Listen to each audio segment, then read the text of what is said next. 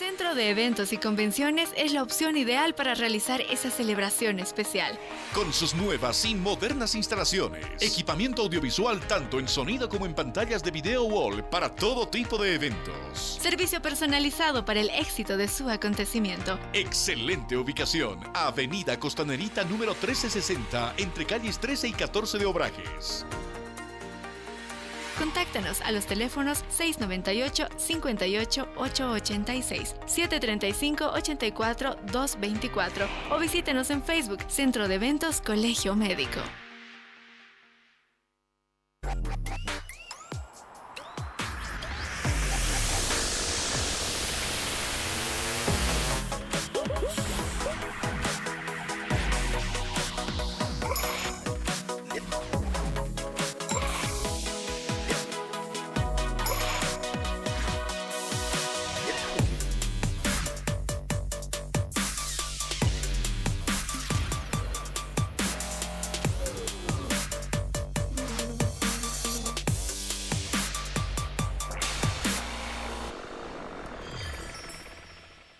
El Centro de Eventos y Convenciones es la opción ideal para realizar esa celebración especial.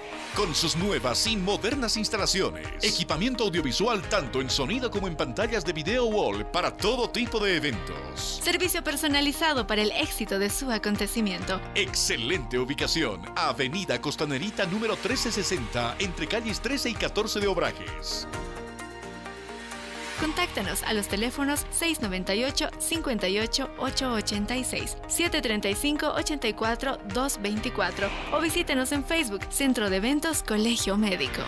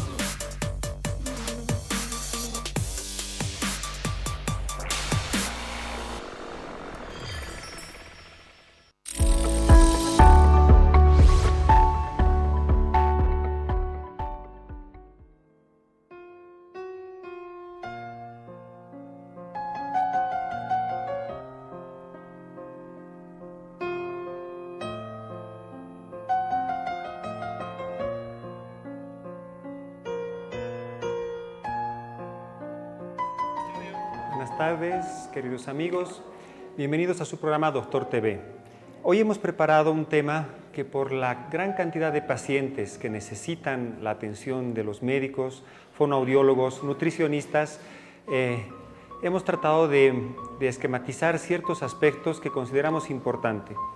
Este motivo de consulta es la disfagia, la dificultad para deglutir. Para muchas personas puede parecer un tema secundario asociado a ciertas patologías. Sin embargo, en la mayoría de las situaciones es un motivo de consulta, ya que los pacientes no pueden alimentarse. Bajan los nutrientes, baja el estado físico y la posibilidad de grandes infecciones, inclusive llegando a la muerte en los casos de los adultos mayores, es que tenemos que darle mucha importancia. Tenemos la presencia de nuestra invitada, es la licenciada Rubín de Celis. Ella es fonoaudióloga, ella trabaja en el Hospital del Niño y tenemos los antecedentes que trata a los pacientes con disfagia y es por eso que le damos la bienvenida. Licenciada, buenas tardes. Buenas tardes, doctor Rivera. Dispuesta a escuchar sus preguntas, a aclarar un poco de lo que se trata la patología, de lo frecuente que es y de lo oculta que está en el ámbito no solamente hospitalario, sino extrahospitalario, y lo que determina fundamentalmente la posición del paciente en la mesa.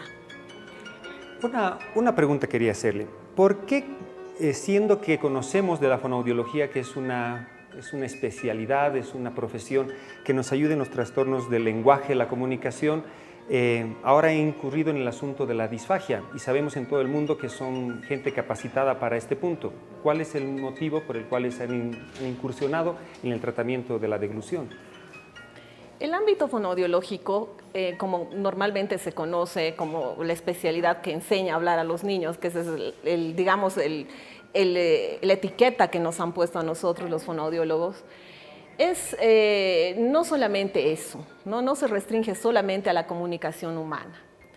¿Por qué los fonoaudiólogos tratamos disfagia? Porque evidentemente es una función neurológica asociada a organismos fonoarticulatorios relacionados con una función neurológica fundamental, y porque nosotros como especialistas en el área, sobre todo de cabeza y cuello, tenemos vasto conocimiento sobre la fisiología del funcionamiento oral, las estructuras cránicas, las estructuras musculares y todos los procesos neurológicos concomitantes. Por tanto, se ha convertido en un ámbito de nuestra incumbencia, y no desde hace poco. Ha sido evidente el trabajo de la fonoaudiología desde los años 50 en el área de la disfagia, porque evidentemente, como lo decía al principio, es una patología que no se ve y que raramente se trata, y que la persona que la padece sufre tremendamente ese acto tan importante como es el de la alimentación y el placer de comer. Ok. Para los televidentes, hacerles una pequeña rememoranza de cómo funciona nuestro cuerpo al momento de deglutir. Nosotros tenemos 3 fases en la deglución. Una fase oral, donde preparamos el bolo alimenticio, empujamos con la base de la lengua y empezamos a hacer que el alimento se dirige hacia la faringe. Una fase faríngea de 1 a 2 segundos, donde tenemos el entrecruzamiento en la vía respiratoria y la vía digestiva, que es muy importante para que el alimento que ha estado aquí adelante luego aparezca atrás en el esófago. Y la fase esofágica.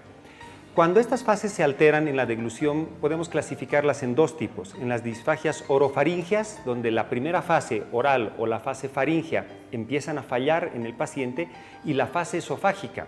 En la fase esofágica tenemos muchas enfermedades que la ven los gastroenterólogos, que pueden evitar que el bolo alimenticio vaya del esófago hacia el estómago. Sin embargo, la fase orofaringea, cuando se encuentra alterada, el alimento puede ingresar a la vía respiratoria, y ahí es donde tenemos serios problemas con neumonías, con los pacientes de edad avanzada, porque el paciente que ya tenga más de 60 años no siente el pase del alimento hacia la vía respiratoria y empieza a hacer neumonías. No hacen fiebres, no hacen dolores torácicos, y empezamos a tener pacientes que simplemente se van apagando, y es la causa número 1 de lo que llamamos muerte natural. Entonces, desde que hubo el COVID-19 tenemos un montón de pacientes que han dejado como secuela esta patología, y es por eso que nos manejamos de manera multidisciplinaria. Es muy importante tener en el equipo un fonoaudiólogo, tener un nutricionista que nos cambie las texturas, porque todavía en el país tenemos dificultades en conseguir los insumos para poder hacer el tratamiento. Ahí va la pregunta, licenciada. ¿Qué dificultades tenemos en el medio para hacer el tratamiento de los pacientes con disfagia? Bien, como les decía, esta patología que está oculta no genera mucha necesidad en el contexto general de los pacientes y de los propios médicos, ¿no? Entonces, viendo las estadísticas, doctor, el desconocimiento acerca de la patología es muy grande, de personal en salud sobre todo, ¿no? Y eso obviamente tiene una relación intrínseca con los laboratorios que se ocupan de traer ciertos elementos que nos son útiles a nosotros los fonoaudiólogos para cambiar la textura y la consistencia de los alimentos. Entonces, pienso yo que ese es uno de los principales problemas y detonantes para determinar un tratamiento que no podría cumplir las expectativas del paciente, siendo que básicamente son fórmulas que elaboran los laboratorios que permiten espesar la alimentación, cambiar la textura del alimento y permitir con eso una ingesta segura. Ya. ¿Cómo evalúan? ¿Qué es lo primero que encuentran al momento de recibir ustedes un paciente y qué cosas desean cambiar con el tratamiento? El primer motivo de consulta y el primer motivo de derivación es la disminución del peso del paciente, la desnutrición y también la pérdida de líquido, ¿no? Entonces, el motivo de consulta fundamental es: no puedo comer en el paciente adulto, ¿no? Yeah. Y en el paciente infantil no sube de peso, pierde peso, masa corporal, etcétera, etcétera, ¿no? Entonces, esa pregunta se centra como el motivo de consulta fundamental y es lo que nosotros empezamos a hacer un inventario, ¿no?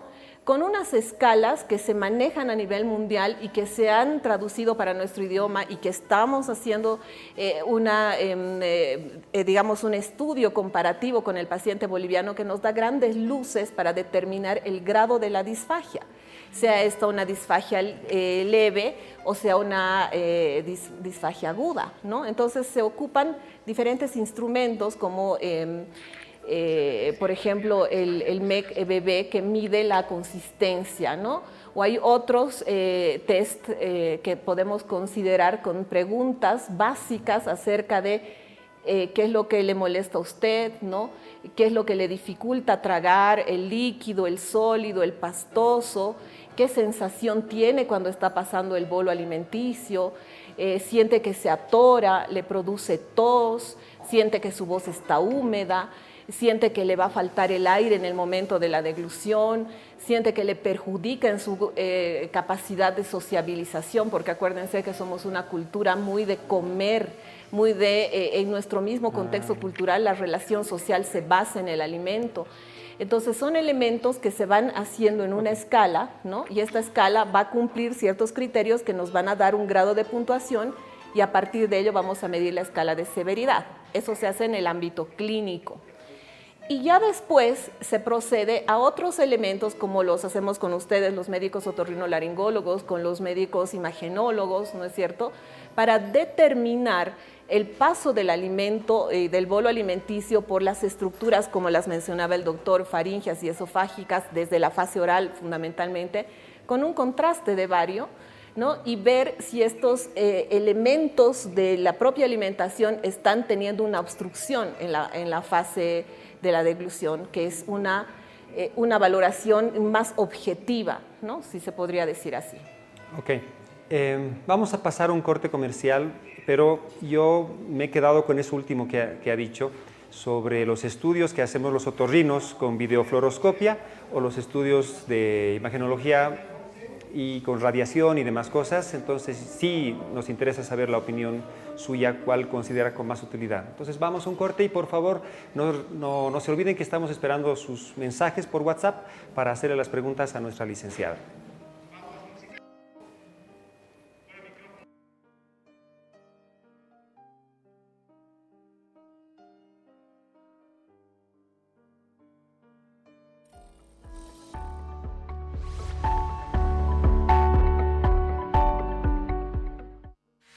De eventos y convenciones es la opción ideal para realizar esa celebración especial. Con sus nuevas y modernas instalaciones, equipamiento audiovisual tanto en sonido como en pantallas de video wall para todo tipo de eventos. Servicio personalizado para el éxito de su acontecimiento. Excelente ubicación, Avenida Costanerita número 1360, entre calles 13 y 14 de Obrajes. Contáctanos a los teléfonos 698-58-886, 735-84-224 o visítenos en Facebook, Centro de Eventos Colegio Médico.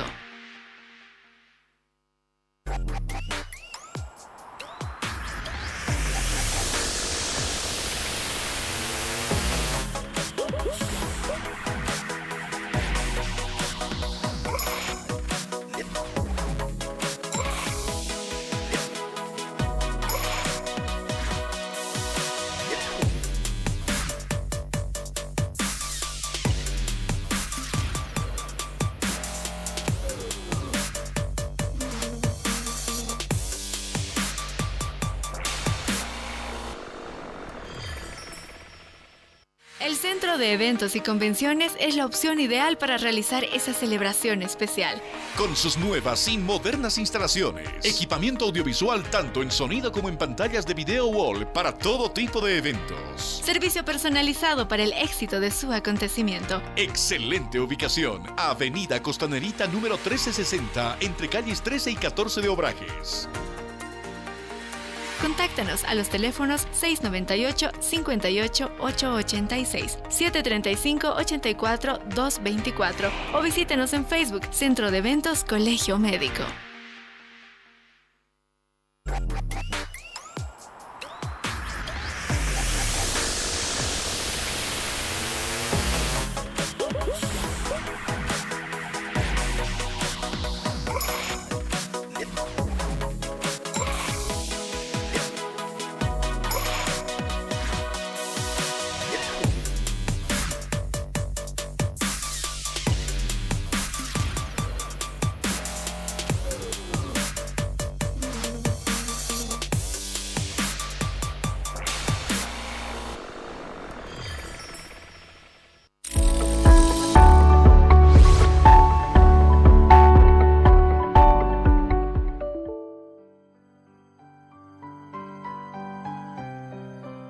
queridos amigos, gracias por su paciencia. Habíamos quedado en cómo evaluamos clínicamente a un paciente con disfagia y estábamos pasando a los exámenes de gabinete que podemos recurrir para hacer una evaluación con mayor precisión pero con seguridad. Desde el punto de vista de otorrino, a nosotros nos gusta utilizar los métodos que manejamos de la mejor manera y, por supuesto, para nosotros el estudio de nasofibrolaringoscopia de deglución, llamamos FES, es lo que más utilizamos. Sin embargo, tenemos los estudios radiológicos que los hacen los médicos de aquella especialidad y desde el punto de vista de terapéutica iba la pregunta a la licenciada. ¿Cuáles son los que ustedes prefieren y cuáles son las razones por las cuales prefieren ese estudio? La verdad es que no hay un estudio de preferencia, Hay que mirar lo beneficioso para el paciente y lo beneficioso para el evaluador, ¿no? Entonces, en preferencia yo, doctor, le sería sincera y no le diría cuál me prefiero yo, sino cuál es más funcional para el tipo de paciente que voy a valorar.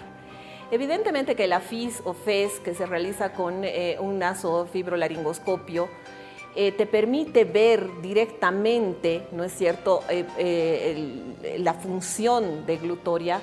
Lo malo de la FES es que cuando se cierra el esfínter esofágico superior no puedes ver el paso del alimento, entonces ves solamente después de lo que pasa. La ventaja es que aquí no le irradiamos al paciente.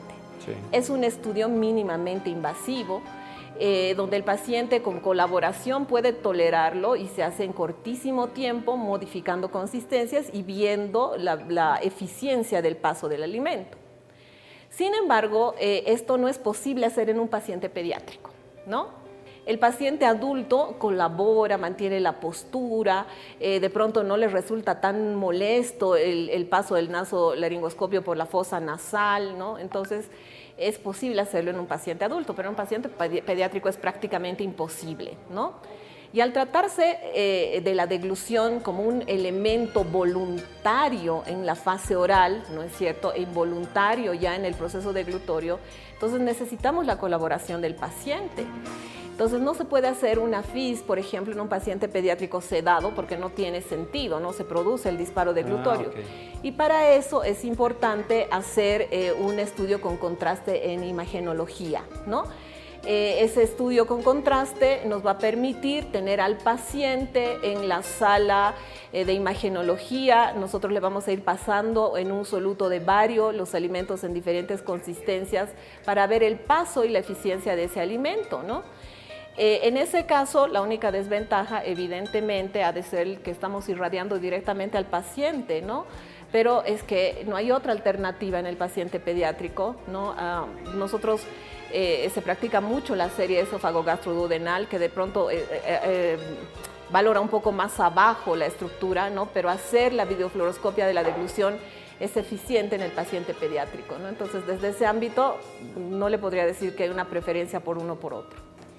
Dentro de la formación que tienen ustedes en su profesión, ¿pasan terapia de disfagia? No sé si hay ejercicios o se tiene que hacer un posgrado. ¿Cuáles las condiciones de los profesionales en fonoaudiología en la actualidad respecto al tratamiento para la disfagia?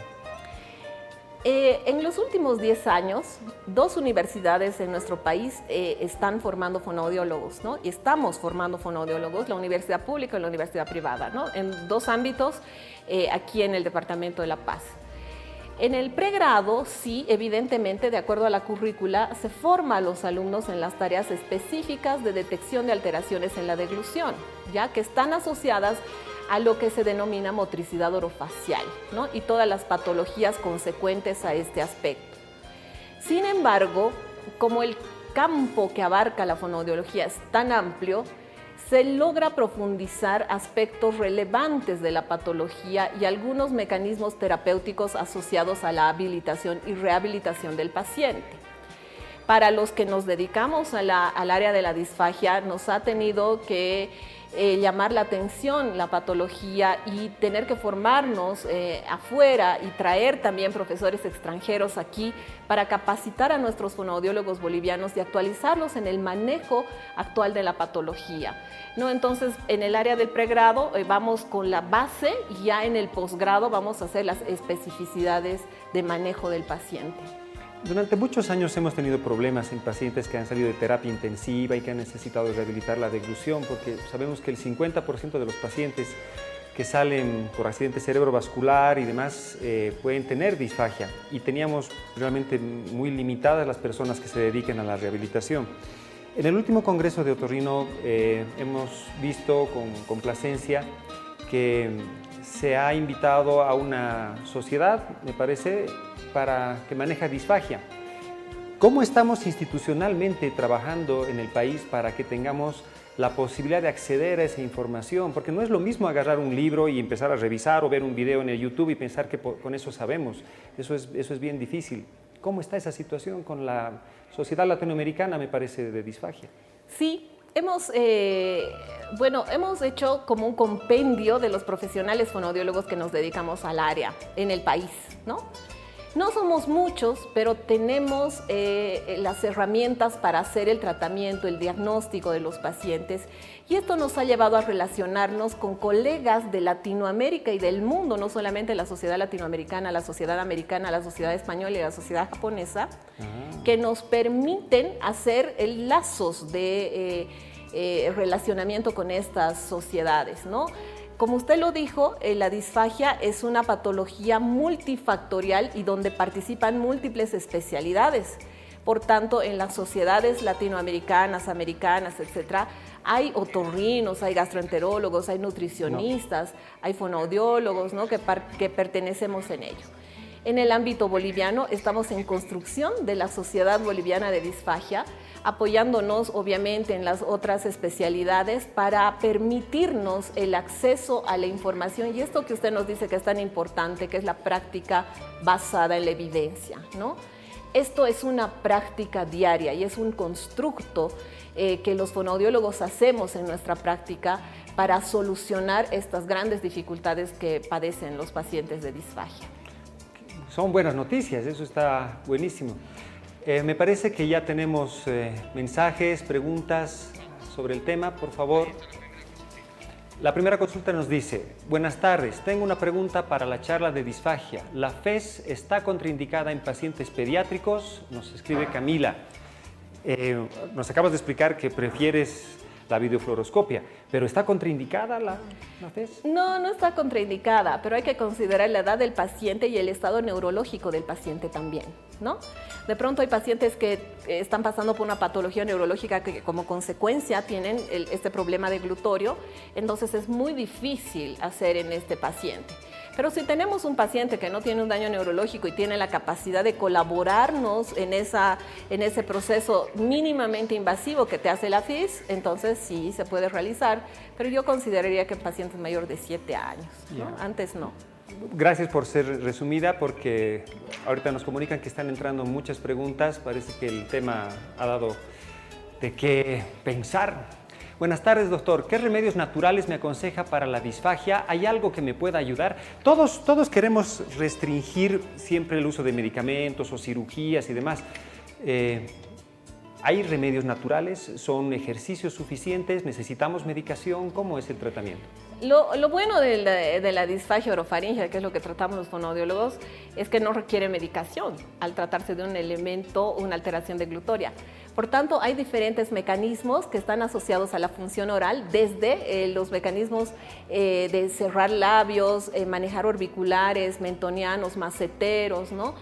Con tareas específicas, y también hay elementos, como dicen ahí, naturales, se pueden hacer con los bolos de helado, estimulación sensorial y táctil en las estructuras anatómicas afectadas.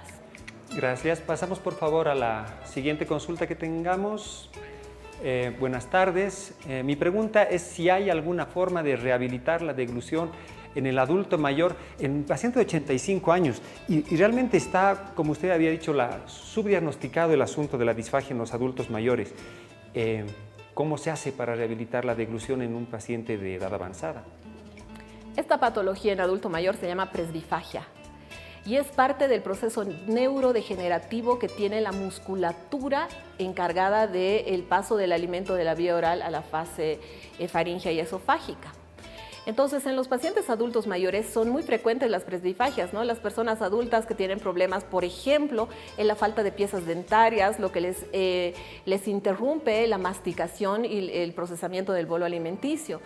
Es posible hacer una habilitación de la función oral en el paciente adulto mayor, conociendo las estructuras anatómicas y la funcionalidad de cada uno de esos elementos, ¿no? O sea, no es imposible decir vámonos a la gastrostomía sin antes pensar en que hay estructuras anatómicas comprometidas que se pueden trabajar. ¿Puede llegar a ser necesaria la gastrostomía y porque Sí. no se pudo rehabilitar la disfagia? Sí, sin duda, ¿no? Cuando el paciente pierde demasiado peso, cuando está deshidratado, cuando está perdiendo cargas calóricas importantes y está desmejorando su estado de salud, y las funciones orales competentes y esofágicas que están implicadas en la deglución no son rehabilitables, lo más adecuado es hacer una gastrostomía, que es una alimentación directamente hacia el estómago que va a, obviamente, darle una calidad de vida mejor al paciente.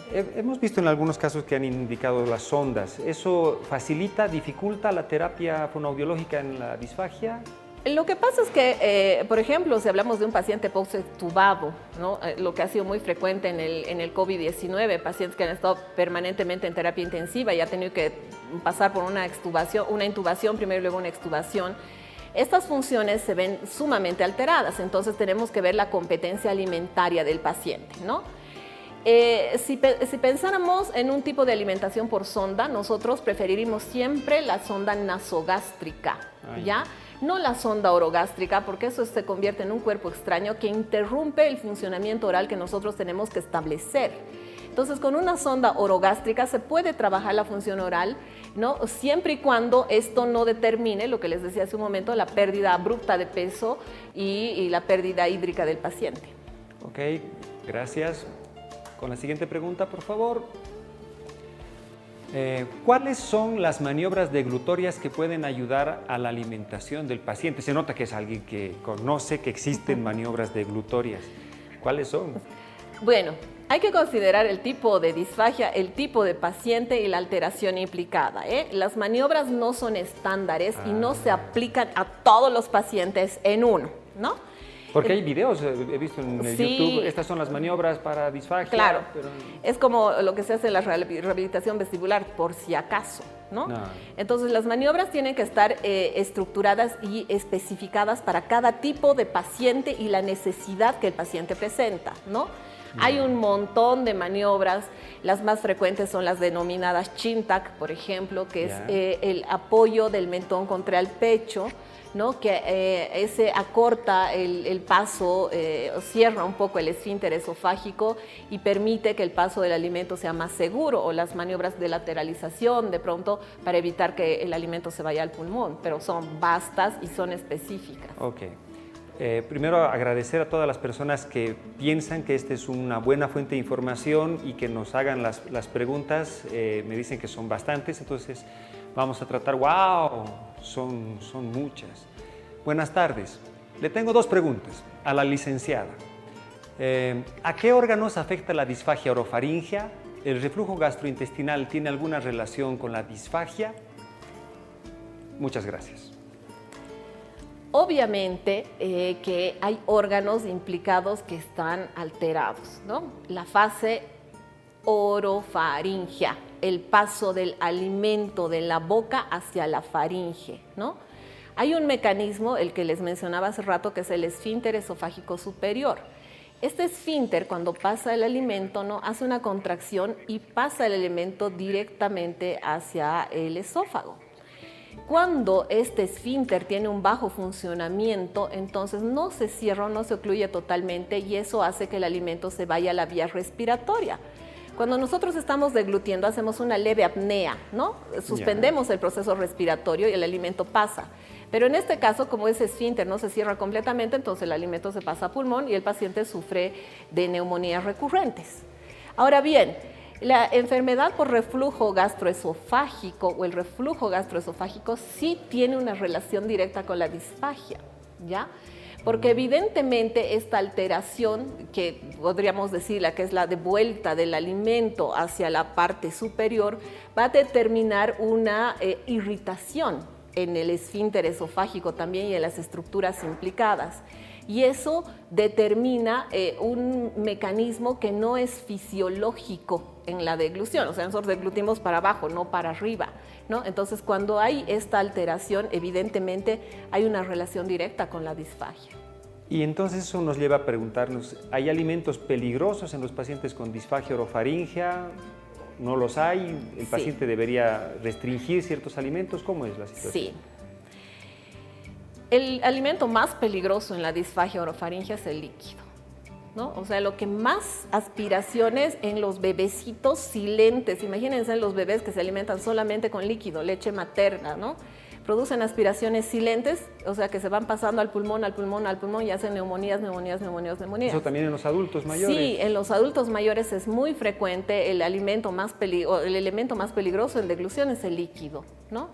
Entonces hay que considerar como un factor de riesgo y por eso hablábamos de los espesantes y algunos manejos en las texturas para considerar que el cuerpo necesita hidratación, pero protegiendo los pulmones. ¿Y los que dejan harto residuo, galletas, sopa de arroz, esos son o no son peligrosos? Son alimentos peligrosos, aquellos alimentos que no se procesan bien en la fase oral, alimentos demasiado pastosos o con consistencias harinosas o pegajosas, se pueden quedar estancados en las valétculas o en los senos piriformes y en una aspiración de aire o en una expiración de aire se pasa a la vía respiratoria.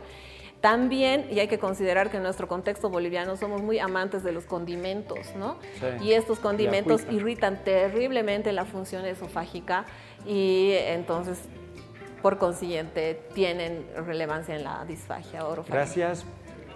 Los amigos que nos están escribiendo, manden sus preguntas, las estamos leyendo al aire. Buenas tardes, mi pregunta es, ¿en qué caso se podría usar la toxina botulínica? Hay gente que sí, es alguien que sabe del tema y que seguramente ha revisado y ha dicho, a ver, aquí dice toxina botulínica, ¿qué nos dicen estos cuates?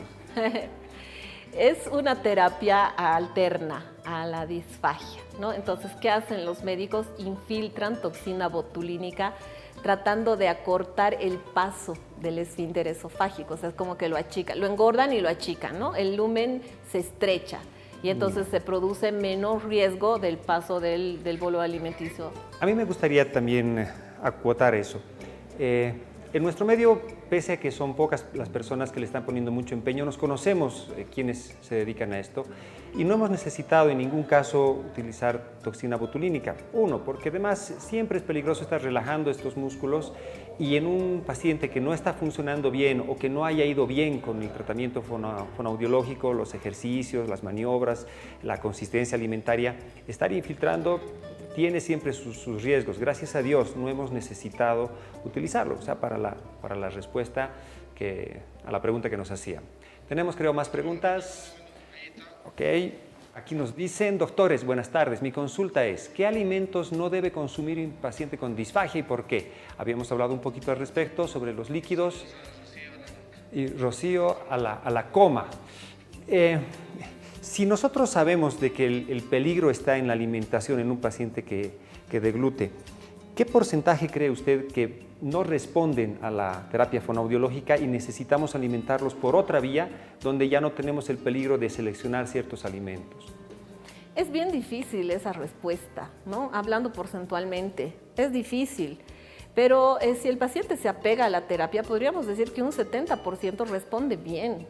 Y el otro 30% que tiene ya un riesgo de vida y esta causa de muerte que le decimos muerte natural, que puede ser causada por este elemento, se traduciría en el otro 30%.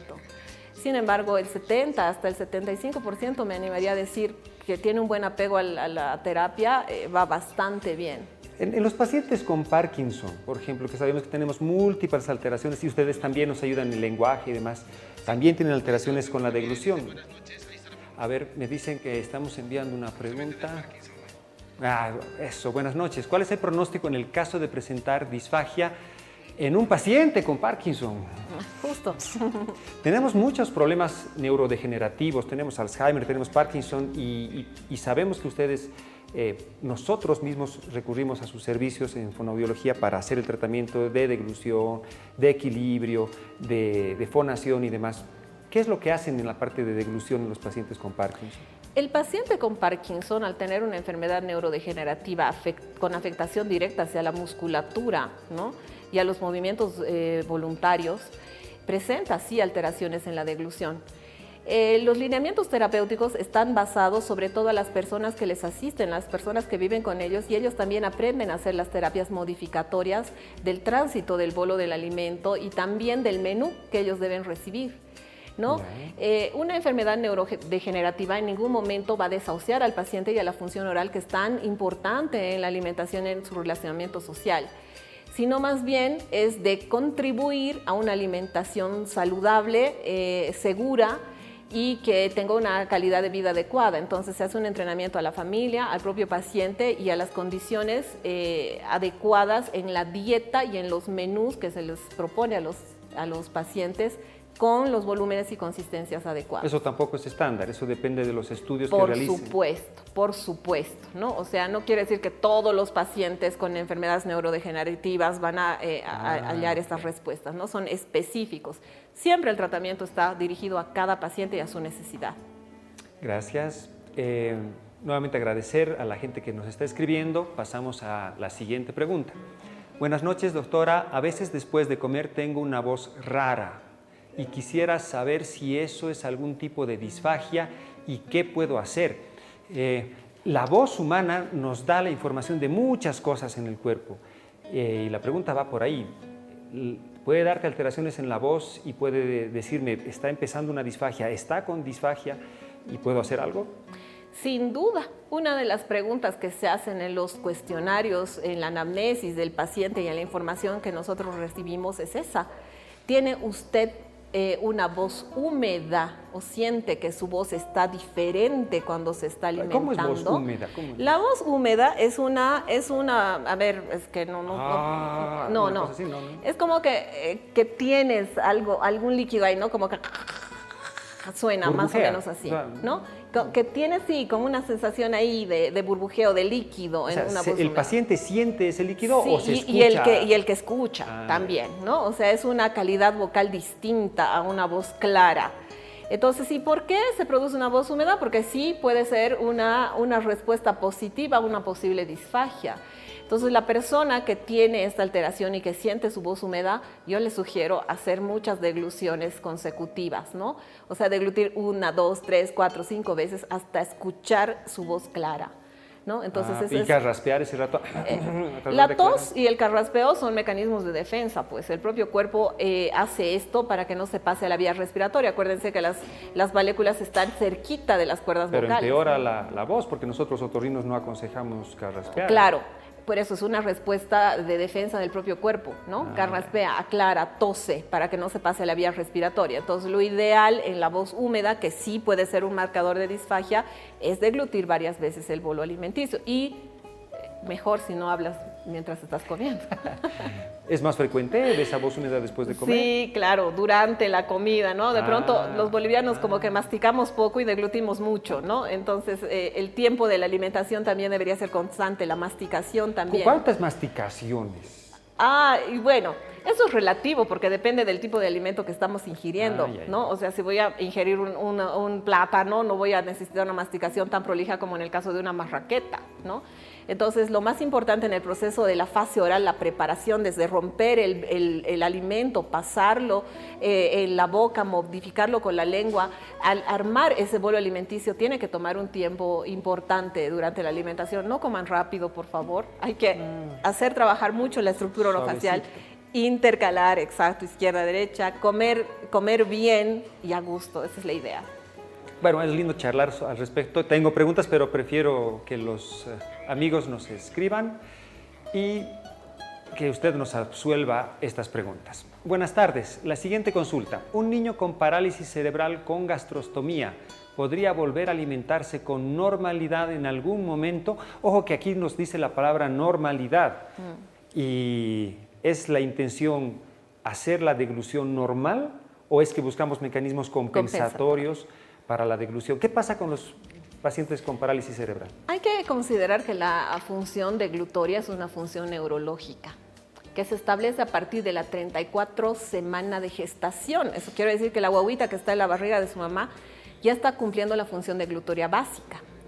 Sin embargo, los problemas neurológicos asociados a una parálisis cerebral infantil traducen obviamente la función oral como un mecanismo alterado para la alimentación. Entonces vemos muchos chiquitos con parálisis cerebral infantil desnutridos, flaquitos, deshidratados, entonces se les indica la gastrostomía porque al ser esta una función neurológica y la competencia motora que está alterada en estos chicos nos impide este tipo de alimentación oral, se piensa en la gastrostomía. Sin embargo, no estamos buscando la normalidad, ese no es el objetivo de la asistencia fonoaudiológica. Es buscar mecanismos de compensación y tareas específicas para darle funcionalidad a estos órganos efectores que de pronto nosotros no le tiramos ni bola cuando tenemos una deglución normal. Claro. Y a la pregunta, ¿no? ¿Es posible normalizar? No es posible normalizar, pero sí se pueden hacer tareas de compensación para ir ensayando esa función oral y poder permitir en este paciente el paso del alimento por boca siempre y cuando sea conveniente. Ok, vamos a pasar a una nueva pregunta, queridos amigos. Muchas gracias. Voy a recalcar mi gratitud a ustedes. Doctor, buenas tardes. ¿Cómo afecta el tabaco a un paciente con disfagia? Natalie, la fumadora, un saludo cordial. Así dice. ¿Qué hace? Todo elemento irritante que comprometa la vía oral respiratoria, por supuesto que va a ser nocivo, pues, ¿no? O sea, la nicotina, y se sabe bien, es un elemento súper nocivo e irritante. Entonces, imagínense un paciente que tiene una alteración en la fase faríngea, que fume, tiene la mucosa y los mecanismos implicados irritados, por consiguiente, por supuesto que tiene una implicancia directa, ¿no? Ok, gracias. Tenemos una avalancha de preguntas y nos va a quedar súper corto este y muchos otros programas. Buenas tardes, mi pregunta es la siguiente. ¿Cómo procede el tratamiento de disfagia en un paciente neurológico que no colabora? ¡Wow! Muchas gracias por la amplia información. Por lo que estamos viendo, necesitamos que el paciente haga los ejercicios, siga las recomendaciones, la familia se una.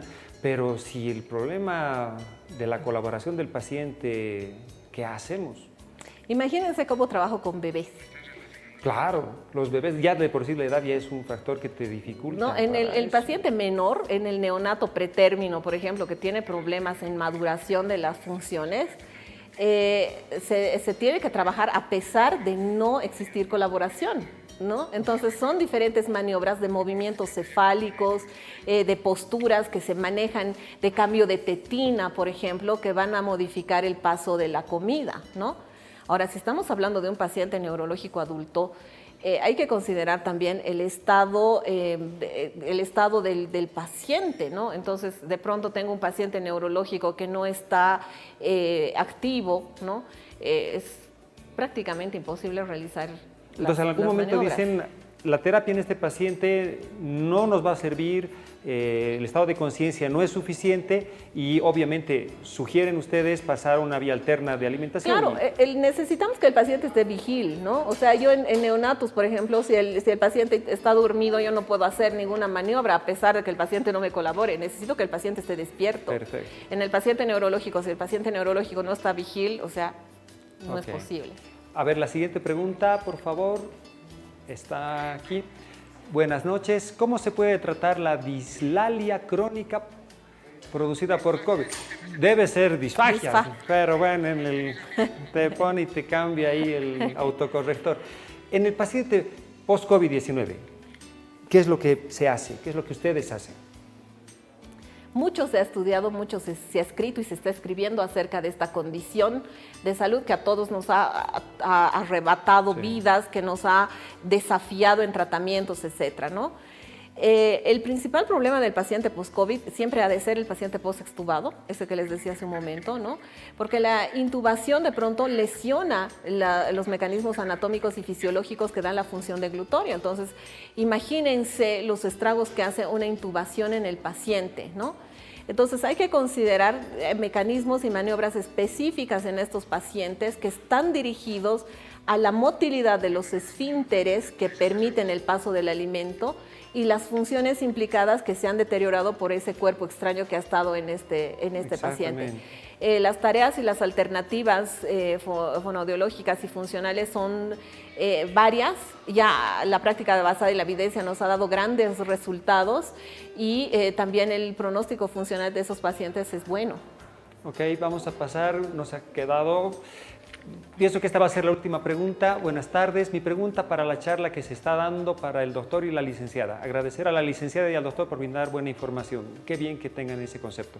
¿Cada cuánto se debe hacer el estudio FES? ¿Debe haber una preparación previa por parte del paciente antes de hacer el estudio? A ver, ¿cuál es el...?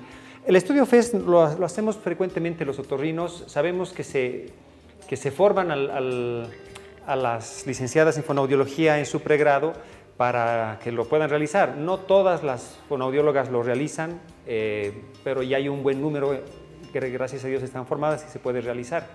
Se necesita evaluar y si el paciente tiene el estado de conciencia suficiente, se puede rehacer un nuevo estudio, se pueden hacer las veces que uno desee, es muy seguro, a veces se hace sin anestesia, es bastante cómodo con los equipos que tenemos y necesitamos siempre que la persona que está haciendo la terapia nos dice algo no está progresando muy bien, volvamos a hacer, ellas normalmente son mujeres, hay varones también fonoaudiólogos, nos piden volver a hacer la evaluación, nosotros hacemos la evaluación, hacemos el video y les enviamos, y a veces están presentes los fonoaudiólogos en la realización del estudio y se puede realizar las veces que fueran necesarios.